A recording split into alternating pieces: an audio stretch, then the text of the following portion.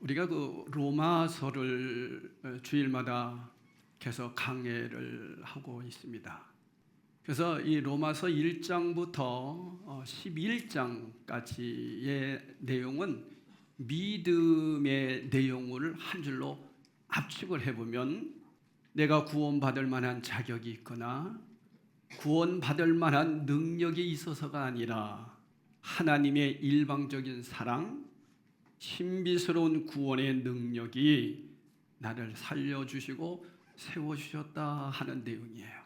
마태복음 1장에서 16장까지를 보면 예수님의 생애에 대해서 예수님의 기적과 그분의 능력의 역사가 나타나 있어요. 그런데 16장 이후부터는 그리스도인이 세상 속에서 어떻게 살아내야 될지를 예수님이 삶으로 보여주신 내용이에요. 로마서 1장부터 11장까지도 그분이 어떻게 우리에게 찾아오셨는가를 깨닫게 해주시고 감사하면서 살아내는 성도들이 이제 12장부터 어떻게 세상 속에서 살아야 되느냐 하는 것을 말씀하신 내용이에요. 그래서 그러므로 이렇게 얘기하잖아요. 그러므로 그 얘기는 지금까지 1장에서부터 11장까지 계속해서 말씀하신 내용을 총론해서 그러므로 이렇게 어떻게 살 것이냐 이걸 얘기해 주고 있는 것입니다. 그러므로 형제들아 내가 하나님의 모든 자비하심으로 너희를 권하노니 너희 몸을 하나님이 기뻐하시는 거룩한 산제물로 드리라. 이는 너희가 드릴 영적 예배니라. 근데 착각하는 게 하나 있어요. 영적 그러니까 무슨 신비한 거, 감정적인 거, 현상적인 것만 생각을 해요. 영적 그러면 그 사람 영적으로 충만해 이렇게 얘기를 하는데 그 충만하다라고 하는 거, 뜨겁다라고 하는 것을 감정적인 얘기만 한단 말이에요. 이게 정말 심각한 문제예요. 그래서 그 교회 뜨겁대. 소리 지르고 막 그러면 뜨거운 교회야. 그리고 조용히 기도하면 그 교회는 참 냉랭해. 이렇게 감정적인 것을 가지고 우리는 평가를 합니다. 이거 정말 문제가 있어요. 여러분이 오늘 말씀을 잘 들어보시면서 우리의 신앙은 감정과 이성을 잘 조화를 시켜 살아내는 거예요. 그게 신앙생활이란 말이에요. 그러므로라는 말의 내용은 바로 신비스러운 주님의 은총이 나를 살리셨으며 그분의 영광이 나를 세우셨습니다. 그러므로 우리는 어떻게 살아야 됩니까? 그런 뜻이에요. 그래서 1장부터 11장에 언급된 믿음의 내용, 복음의 교리는 사람들이 믿든 안 믿든 수용하든 수용하지 않든 상관없는 불변의 진리입니다. 그죠? 그분이 나를 찾아오셨고 그분의 천적인 십자가의 은혜로 내가 구원을 받은 하나님의 자녀 아닙니까? 그 은혜로 말미암아 믿음으로 구원을 받았잖아요. 우리가 이거는 편하지 않는 불변의 진리입니다. 그런데 그리스도인이 어떻게 살아야 할 것인가 하는 윤리적인 문제로 넘어가면 이야기는 달라집니다. 모든 사람이 윤리적으로 사는 것이 아니기 때문입니다. 그러나 하나님을 믿는 백성이라면 바른 삶을 살아야 할 뭐가 있어요? 의무가 있습니다. 중요한 점은 바른 삶은 절대로 야단치고 질책해서 이루어지는 것이 아닙니다. 그러면 부작용이 일어납니다. 무섭고 두려워서 바른 삶을 사는 것은 어느 정도는 되지만 그 이상은 뛰어넘지 못합니다. 아주 어린 나이에 신앙을 만들어 놓습니다. 그러니까 무서워서 믿는 거예요. 억지로 하는 거예요. 이건 아니단 말이에요. 사랑하는 여러분, 오직 사랑 속에서만 바른 삶이 가능합니다. 아멘. 바울은 이것을 알고 있었어요. 그래서 하나님의 모든 자비하심으로 권하고 있는 겁니다. 인간에게도 자비가 없지는 않아요. 그러나 인간의 자비는 끝이 있고 한계가 있습니다. 그런데 바울은 하나님의 모든 자비하심이라고 했습니다. 하나님의 모든 자비하심이 뭘까요? 그것은 하나님의 인내하심입니다.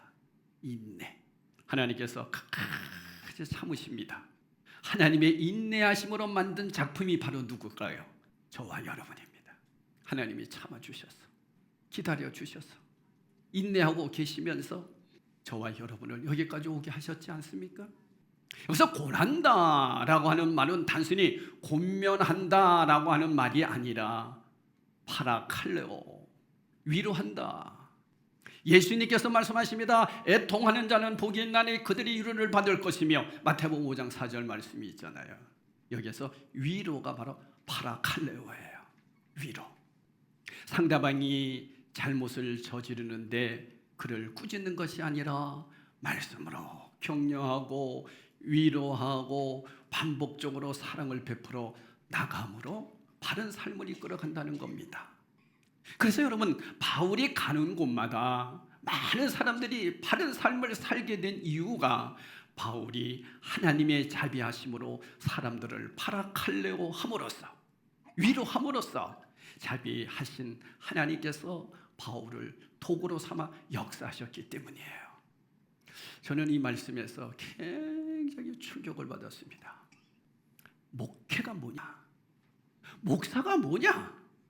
목사는 바로 오늘 사도 바울처럼 그렇게 삶을 살아내고 본을 보이는 삶이라는 거예요. 이 부분에서 제가 너무나도 요즘 고민하고 있습니다. 나는 정말 목사의 자격이 없는 사람이다.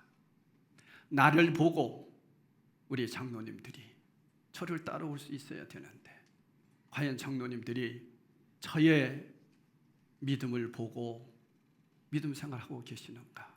왜요? 우리의 양들은 목자 대신 주님만 따라가야 되거든요. 목자 대신 주님이 가라는 대로 가야 되거든요. 그러면 그 앞에 제일 서 있는 양이 선임 양이 목사거든요.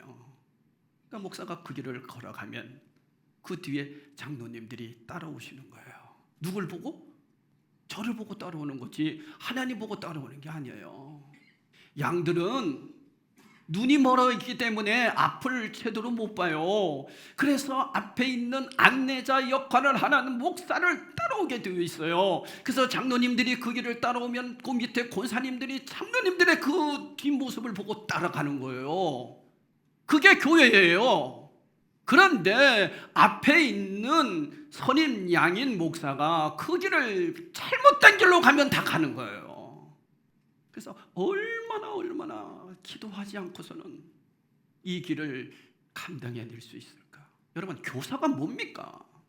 교사가 입만 가지고 자기 지식만 가지고 가르치는 것이 교사입니까? 그건 세상 선생님들은 그렇게 해요. 그러나 교회 교사들은 아니에요. 본을 보여주는 거예요. 예배는 이렇게 드리는 겁니다. 하나님 앞에 예물은 이렇게 드리는 겁니다. 그리고 세상 속에서 이렇게 살아가는 겁니다 하는 걸 본을 보여주는 것이 교사요 목사단 말이에요. 그래서 목사와 교사는 같은 뜻이에요. 저는 이 부분에서 정말 자격 없는 저구나 하는 생각을 요즘 정말 많이 하고 있습니다. 근데 사도 바울은 그렇게 그런 삶을 살아내니까 사람들이 막 변화되는 게 보이는 거예요. 그래서 저는 그래요. 우리 성도들이 왜 변화가 안 될까? 그랬을 때 내가 그렇게 살지 못해서 그렇구나 하는 자책을 사실 하게 됩니다. 바울은 그의 삶을 보면서 가는 곳마다 사람들이 변화됐거든요. 바울이 하나님의 모든 자비하심으로 권면한 내용이 바로 너희 몸을 하나님이 기뻐하시는 거룩한 산제물로 드리라는 것. 이는 너희가 드릴 영적 예배니라. 죽은 예배물을 드리는 게 아니라 산제물을 드리라는 것. 이게 오늘 말씀의 아주 핵심이에요. 산제물이에요. 여러분, 이 말씀에서 몸과 산제물이라는 단어가 아주 중요합니다. 구약 시대에 우리 구약으로 한번 이렇게 넘어가 보겠어요.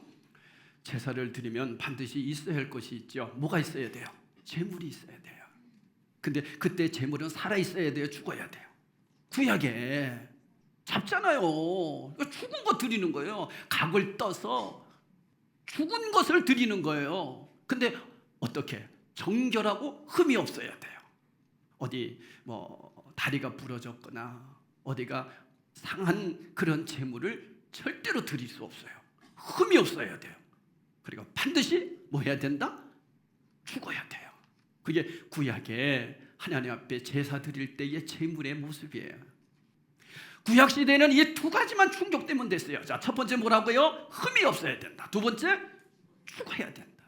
그런데 로마서 12장에는 한 가지 조건이 언급되고 있습니다. 뭘로 드리라? 네, 산제물이에요. 산제물. 이거 아주 중요한 거예요. 산제물을 드리라는 거예요. 구약 제사는 흠없는 제물을 죽여서 바치는 것이었는데 주님께서 요구하시는 것은 흠 없이 정결하고 살아있는 제물을 드려야 된다는 거예요. 살아있는 거, 살아있는 거. 무엇을 의미하는 걸까요?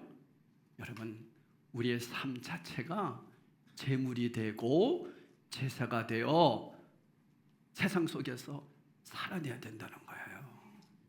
아까 영적 예배라고 그러니까 영적 예배는 맨날 교회에서 걸어가서 하나님 두 손 들고 나의 이 예물을 받으시옵소서. 우리는 교회 와서 다 죽어야 됩니다. 이 몸도 죽어야 됩니다. 다 제물이 돼야 됩니다. 이걸로만 생각을 한다고요.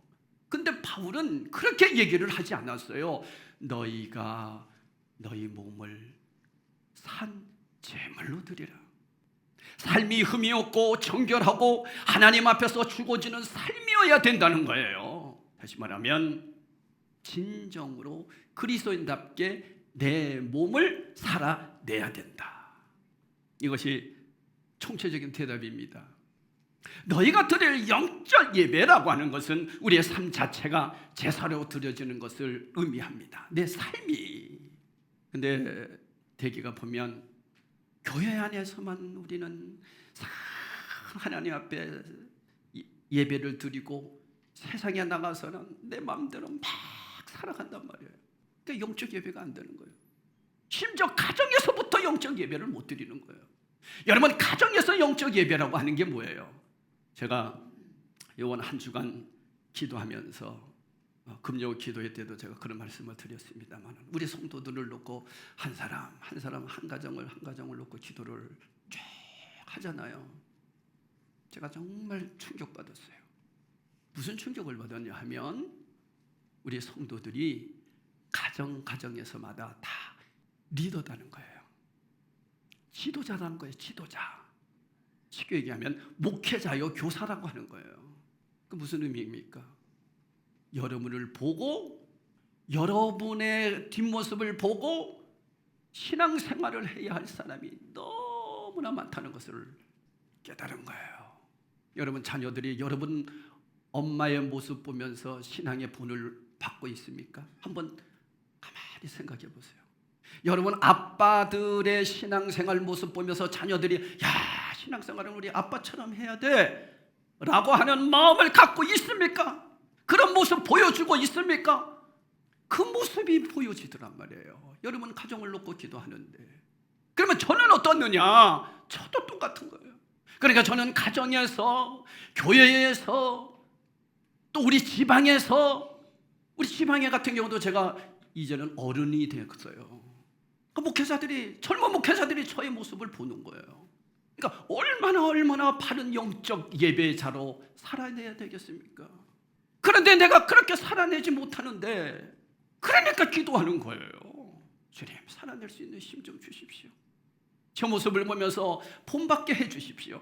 우리 장로님들이 저 모습을 보며 본받게 해주세요. 우리 아들들이 저를 보고 본받게 해주세요.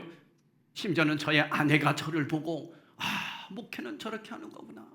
신앙생활은 저렇게 하는 거구나. 하나님 앞에 예물은 저렇게 드리는 거구나 라고 하는 것을 보여줘야 되는 것 아닙니까? 예배 시간에 우리는 예배는 이렇게 드려야 되고 기도는 이렇게 해야 되고 우리가 시간 빠지지 않고 신앙 안에서 보여주는 모습을 자녀들이 볼 때에 우리 집사님들이 권사님들의 신앙생활을 볼 때에 뒤따라올 거 아닙니까? 이게 영적 예배예요. 근데 우리는 이것을 못하고 하나님 앞에 신앙생활 한다는 거 정말 회개해야 됩니다. 제 자신이 이 말씀 앞에서요, 한 주간 너무너무 고민스러웠어요. 오늘도 우리 장로님이 저보고 목사님 얼굴이 안 좋아요. 제가 그 말을 어떻게 합니까? 내 이 고민스러운 이 마음을 어떻게 얘기를 합니까? 따라와 줬으면 좋겠는데 아니야, 내가 부족해서 그래. 내가 부족해서 그래. 사도 바울은 가는 곳마다 변화된 역사들이 나타났는데, 여러분, 교회가 부흥이 뭡니까? 사람이 많이 모이는 게 부흥, 물론 양쪽으로 부흥이라고 할 수 있죠. 저는 그걸 부흥이라고 얘기하고 싶지 않습니다. 그거는 모여드는 거예요.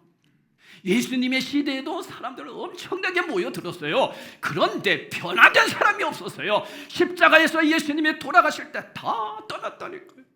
여러분, 교회 부흥은 변화된 성도들을 부는 거예요. 그러면 영적 예배, 성령 충만한 예배라는 게 뭡니까? 제가 모두에도 그런 말씀을 드렸어요. 성령 충만하다, 뜨겁다, 박수치고 막 이것을 뜨겁다고 우리는 감정적인 것을 얘기합니다. 물론 뜨거우니까 박수도 치고 막 소리도 지를 수 있겠죠. 뜨거운데 아이 뜨거워, 아이 뜨거울 사람은 없잖아요. 근데 여러분, 진짜 뜨겁다는 얘기는 감정과 이성을 사용해서 그리스도인으로 살아내는 것을 얘기해요. 정말 진심을 다하여 신실하다, 그런 뜻이에요. 저는 제일 좋은 단어를 하나 딱 고르라고 한다면 저는 신실입니다. 주님, 신실하게 해주세요. 그래서 저는 그 카톡 앞에도 신실이라고 하는 거예요. 믿음은 신실이다.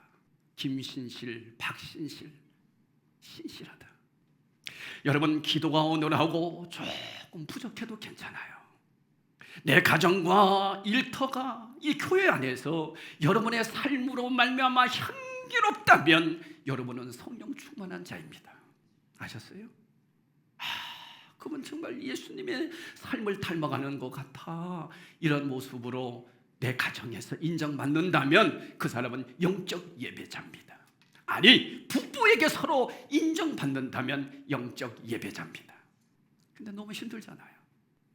여러분, 부부간에도 서로 숨기면서 눈치 보면서, 여러분, 어떻게 부부가 그렇게 살 수 있겠어요? 부부가 뭡니까? 속마음까지도 다 알아야 되는 거잖아요. 그러니까 하나님을 바로 섬기고, 하나님은 내 속까지 다 아시는 하나님이기 때문에 하나님 앞에 신실하게 살아내는 사람이 사람에게도 신실하게 살아내는 것입니다. 따라합시다. 신실하다. 신실한 자예요. 예배당에서 우리가 하나님 앞에 오늘 정말 한 해를 통해서 반년을 감사하면서 지금까지 1월달부터 6월달까지 주의 은혜 가운데 이렇게 왔잖아요. 그러니까 너무 감사하잖아요. 하나님은 나를 먼저 찾아주신 것만 해도 너무 감사하잖아요. 감사하는 마음으로 우리가 예배를 드렸다면 이제는 감사하는 삶을 살아내는 거예요. 예배당 밖에서 거룩함과 상관이 없어 살아간다면 그것은 영적 예배가 아니에요. 우리는 말은 잘합니다. 영적 얘기 잘합니다. 생각은 우린 너무 잘합니다. 알기는 너무 잘합니다. 근데 그렇게 살아내느냐는 거예요. 그것은 기도의 힘으로 사는 겁니다. 영적이라고 하는 단어는 헬라어로 로기코스, 따라합시다. 로기코스. 로기코스라는 뜻이에요. 분별력이다, 이성적이다, 그런 뜻이에요. 근데 이상하게 우리 영적 그러면 이런 것만 생각하잖아. 저도 그렇게 배웠어요. 그래서 무슨 현상이 나타나고 막 뜨겁고, 그리고 어떤 집회를 하면은 막 뜨겁고, 그래서 저도 굉장히 뜨거운 목사인 줄 알았어요. 그런데 헬라어로 보니까 로기코스, 분별력, 이성적이다는 거예요. 깜짝 놀라는 거예요.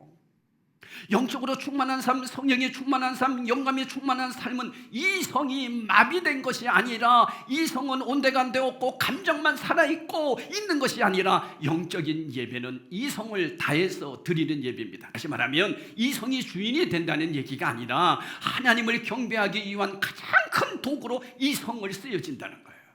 그러니까 예의도 있고 배려가 있고. 그러니까 예배 시간에 제가 졸지 마세요, 그 얘기는 누구에게 배려해 주는 거예요? 목사님에게 배려해 주는 거예요. 저 이렇게 보잖아요. 그럼 젊은 분들이 있으면요, 저분은 배려심이 없어, 이렇게 제가 느끼기 때문에 눈을 밑으로 까는 거예요. 제가 여러분 잘 안 볼 때가 있어요. 주는 사람이 많으면 제가 이렇게 봅니다. 왜? 배려심이 없어서. 그러면 제가 여러분에게 어떤 배려심이 있어야 돼요? 여러분에게 하나님의 말씀을 진실하게 삶으로 살아내면서 전해져야 할 때, 우리 목사님 정말 말씀대로 살아, 이게 배려심이에요. 근데 말은 기가 막히게 하네, 입은 살아서 뭐 이렇게 생각하고 있다면은 아주 저는 여러분에게 배려심이 없는 목사예요. 그래서 여러분, 이성이 주인이 되는 것이 아니라 하나님을 경배하기 위한 큰 도구로 이성을 들어 쓰는 거예요. 그게 배려해 주는 거예요. 하나님 아버지께서 내게 무슨 말씀을 주시든지 그 말씀을 내게 요구하시는 바가 무엇인지를 이성을 다해, 생각을 다해 깨닫고 그것을 내 삶으로 작용하고, 내가 할 수 있는 모든 것을 행하고, 내가 버려야 할 모든 것을 버리고 빛나는 이성으로 삶을 갖고 가고 변화시켜 가는 것이 하나님이 기뻐하시는 무슨 예배다? 그게 영적 예배예요. 이런 사람들이 예배를 막 드리겠어요?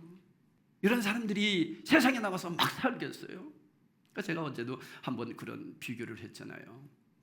어느 기도원을 갔더니만 거기는 금식하는 거, 일주일씩 금식하는 기도, 충만합니다. 뭐 먹지도 않고 기도하니 얼마나 충만하겠어. 근데 서로 자리 차지하려고 난리입니다. 앞자리에 앉으려고. 또 부흥 강사님들이 그렇게 얘기하잖아요. 앞자리는 무슨 자리? 금자리. 중간은 무슨 자리? 막 그렇게 얘기하잖아요. 저 뒷자리는 무슨 자리? 그러니까 사람들은 똥자리에 앉고 싶지 않는 거야. 금자리에 앉고 싶은 거야. 그러니까 또 야분 사람들은 가방 슉 던져놓고 성경책 슉 던져놓고, 그리고는 또 어떤 분들은 치마를, 넓은 치마를 입고 오는 거예요. 그래서 슉 하면은 치마가 이건 내 자리야. 여러분, 이게 무슨 영적인 겁니까? 만약에 거기 앉았다 그러면 난리 납니다. 정말 실제로 제가 경험을 했어요. 정말 이성을 다하고 내 감정을 다하고 마음을 다해 하나님 앞에 예배된다면 먼저 앉으세요. 먼저 앉으세요. 저는 뒤에 가서 은혜 받아도 돼요. 이 정도 돼야 되지 않습니까? 여러분, 구약시대의 이스라엘 백성은 5가지 제사를 드렸습니다. 첫 번째 번제입니다. 자기를 부인하는 겁니다. 자기를 완전히 죽이는 그런 제사였습니다, 구약시대는. 그러나 신약시대의 번제는 뭡니까? 내가 그렇게 살아내는 거예요. 뭘로 드리라고 했습니까? 살아 있는 것으로 드리라고 했으니까. 그러니까 내가 세상 속에서 살아가면서 번제의 제사의 삶을 살아내야 되는 거예요. 그게 누구예요? 사도 바울입니다. 그가 생명을 걸고 살았습니다. 그게 영적 예배예요. 소재, 가인이 아벨을 죽이지 않습니까? 그래서 우리 가인은 아주 나쁜 놈이에요. 첫 번째 살인자. 그걸로만 딱 치부해버리고 더 이상 얘기 안 합니다. 근데 여러분, 성경을 자세히 보면 하나님은 가인에게도 용서하셨어요. 그럴 때 그 용서의 삶을 받은 이 가인이 어떻게 살아갑니까? 에녹이라고 하는 아들 이름을 짓습니다. 물론 셋을 통해서 또 나와서 에녹하고는 다른 이름입니다만은 뜻은, 에녹은 무슨 뜻이냐? 헌신의 뜻입니다. 헌신. 그리고 에녹 성을 쌓습니다. 그리고 어떻게 합니까? 그의 삶이 자기 몸을 다 부숴뜨려서 이 성을 주님께 위한 헌신의 봉사로 그의 삶이 훗날 그렇게 살았을 것입니다. 이게 여러분 소재의 삶이에요. 그러니까 여러분, 삶이 얼마나 중요한지 아시죠? 속죄입니다. 속죄는 뭡니까? 지은 죄를 깨닫고 바로잡기 위해 드리는 제사입니다. 구약시대는 그렇게 드렸어요. 근데 신약에서는 다윗은 우리아의 아내를 빼앗은 죄를 범하고 그 죄를 숨겼습니다. 근데 여러분 잘 아는 대로 나단 선지자를 통해서 그가 회개하게 되고 철저하게 자신을 하나님 앞에 내려놓고 속죄의 제물을 하나님께 바칩니다. 그러면서 그 용서해 주신 주님의 그 사랑에 감사해서 어떻게 합니까? 은혜의 삶으로 성군이 됩니다. 살아내는 거예요. 그렇게 제사를 지냈으면 끝나는 것이 아니라 그 제사를 통해서 삶을 살아내는 거예요. 그러니까 신약에서는 어떻게 하는 겁니까? 우리가 그렇게 살아내는 제사예요. 속건제가 있습니다. 물질에 대한 죄를 지었을 때 드리는 제사지요. 여러분 산깨오가 대해서 잘 나오잖아요. 남에게 토색한 거 있으면 내가 어떻게 하겠다. 사배로 갚겠습니다. 그리고 나의 절반을 어떻게 가난한 자에게 주겠습니다. 자기의 것을 바쳐서 드려서 속건제의 예배를 드렸던 삶을 살았던 그 사람이 사개오예요. 우리가 그렇게 살아내야 되는 거죠. 화목제입니다. 화목제에도 뭐 여러 가지 우리 사람들을 얘기할 수 있습니다만은 그 중에 하나가 아브라함입니다. 아브라함은 재산의 소유를 어떻게 합니까? 롯에게 먼저 선택 줍니다.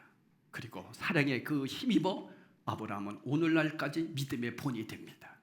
내 욕심 차리지 않는다는 거죠. 여러분 이렇게 5가지 제사의 의미가 삶 속에 드러나는 것이 바로 무슨 예배다? 영적 예배다. 그러니까 여러분 영적 예배는 교회 안에서만 두 손 들고 막 기도하고 예배 드리는 것이 아니라 그렇게 예배를 드렸다면 어디 가서 세상에 나가서 이 5가지의 그러한 제사의 방법대로 살아내는 것까지다. 그 내용이 이제 로마서 12장부터 계속 나옵니다. 여러분은 우리가 그동안 1장에서부터 11장까지는 주님이 나를 선택하셨구나. 주님이 나를 먼저 찾아오셨구나. 내가 주님을 먼저 찾아간 것이 아니라 주님이 먼저 나를 찾아오셨구나. 나 같은 사람이 뭔데 만세 전부터 주님이 나를 택하셨는가. 우리 거기에 감동받았잖아요. 그죠? 그렇다면 어떻게 살아야 되겠는가? 그것이 몇 장부터 나온다고요? 12장부터 나오는 거예요. 살아내야 돼요. 목사도 살아내야 돼요. 제가 여러분에게 이렇게 설교하지만요, 제가 살아내지 못했을 때는 정말 죽음공원에라도 들어가고 싶어요. 내가 그렇게 살아내지 못하면서 어떻게 설교를 한단 말이에요. 사랑하는 성도 여러분, 하나님께서는 저와 여러분에게 오늘 다시 한번 결단하라고 하십니다. 박 목사야, 네가 아니 너를 보고 따라오는 이 사람들에게 내가 양을 맡겼지 않냐? 너를 맡겼지 않냐? 내 양을 너에게 맡겼지 않냐? 네가 뭘 가르치려고 하냐? 본을 보여라. 그러면 장로님들은 다 따라온다.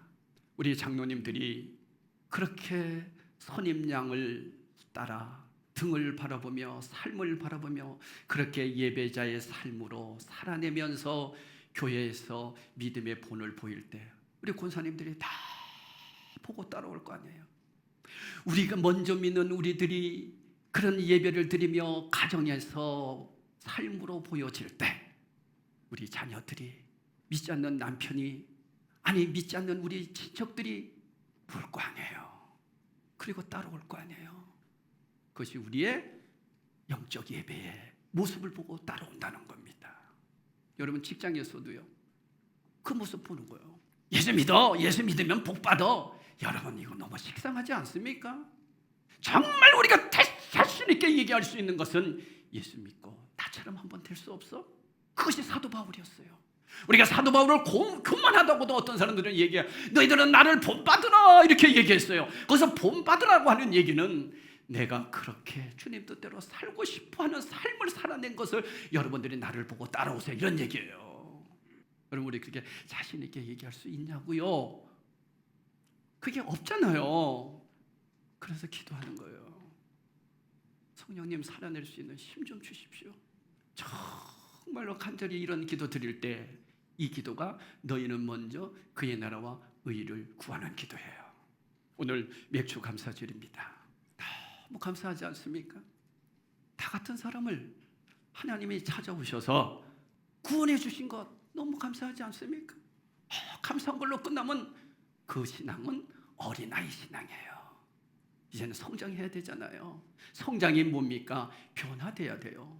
변화가 뭐예요? 이성과 내 감정과 그리고 내 마음을 다해서 그리스도인의 삶을 살아내는 거죠. 돌아서는 거죠. 회개가 뭡니까?